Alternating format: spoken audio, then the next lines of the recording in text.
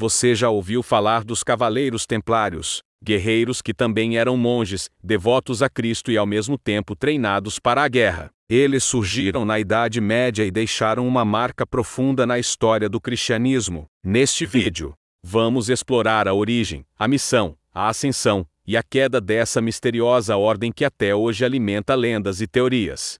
Uma história que envolve fé, poder, perseguição e até maldições. A fundação da ordem. Tudo começou no ano de 1118, quando Hugo de Payens, junto com outros 8 cavaleiros, formou uma irmandade com um propósito sagrado: proteger os cristãos que peregrinavam até Jerusalém.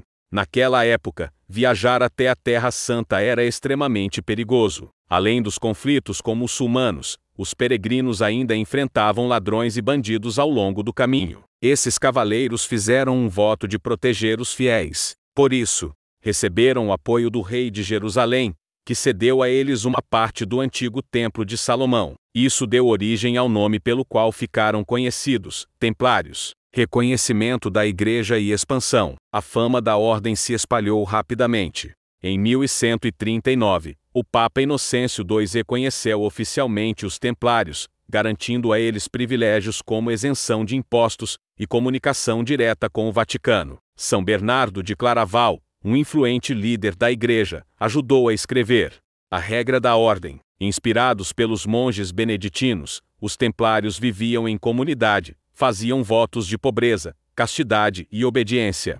Mas havia uma diferença: a principal missão deles não era viver em oração, mas lutar. Organização e símbolos. A estrutura dos templários era rigorosa. A liderança estava nas mãos de um grão-mestre, eleito pelos próprios membros. Havia cavaleiros vindos da nobreza, sargentos das classes mais baixas que também serviam como soldados e cuidavam da administração, e capelães que garantiam a vida espiritual da ordem. Seu símbolo mais conhecido era a cruz vermelha no manto branco. O lema da ordem dizia: "Não a nós, Senhor, mas ao teu nome da glória." O emblema oficial mostrava 2 cavaleiros montando o mesmo cavalo, como sinal de humildade e fraternidade, guardiões da fé e da espada. Com o passar do tempo, os templários deixaram de apenas proteger peregrinos e passaram a atuar diretamente nas cruzadas, lutando para defender os territórios cristãos. Participaram de batalhas importantes, avançando na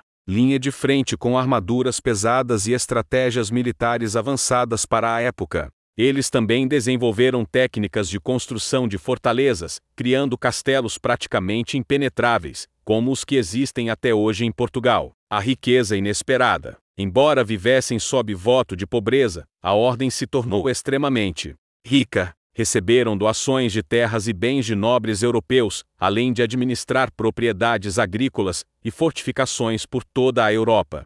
Com tanta estrutura, começaram a guardar riquezas de cruzados e peregrinos. Criaram um sistema de letras de crédito, algo muito parecido com os cheques bancários modernos. Foi assim que, além de monges e soldados, os templários se tornaram banqueiros respeitados e influentes. A perseguição e o fim da ordem. Mas tanto poder gerou inimigos. Um deles foi o rei da França, Felipe Intravenoso. Endividado com os templários, ele usou falsas acusações para justificar a perseguição. Na famosa sexta-feira 13 de outubro de 1307, centenas de templários foram presos na França. Sob tortura, muitos confessaram crimes que nunca cometeram. Mesmo após uma investigação da Igreja que considerou a ordem inocente, o Papa Clemente V cedeu à pressão do rei e dissolveu oficialmente a ordem em 1312. O grão-mestre Jacques de Molay foi queimado vivo. Conta-se que antes de morrer,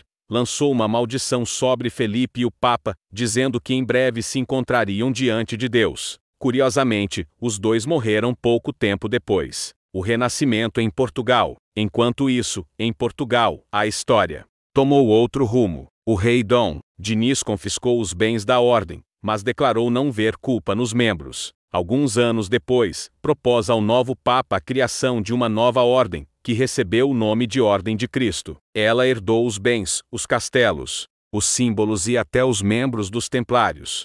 Na prática, os Templários renasceram sob outro nome. Essa ordem teria papel fundamental nas grandes navegações portuguesas. O infante Dom Henrique, conhecido como o Navegador, era grão-mestre da Ordem de Cristo, e foi com as cruzes templárias nas velas que as caravelas cruzaram o oceano em direção ao Brasil. Lendas e segredos que atravessaram séculos. Com o fim da Ordem, surgiram muitas lendas. Fala-se que os templários encontraram o Santo Graal, a Arca da Aliança ou os segredos ocultos do Templo de Salomão. Outros afirmam que guardaram um grande tesouro que nunca foi encontrado. Algumas dessas histórias inspiraram livros, filmes e teorias da conspiração. A maçonaria, por exemplo, se diz herdeira de parte desses segredos. Mas o que é fato e o que é mito ainda é motivo de debate. Conclusão: a história dos templários mistura fé, coragem, riqueza, traição e mistério. Eles surgiram como defensores dos cristãos, caíram por causa da inveja e da ambição, mas sua influência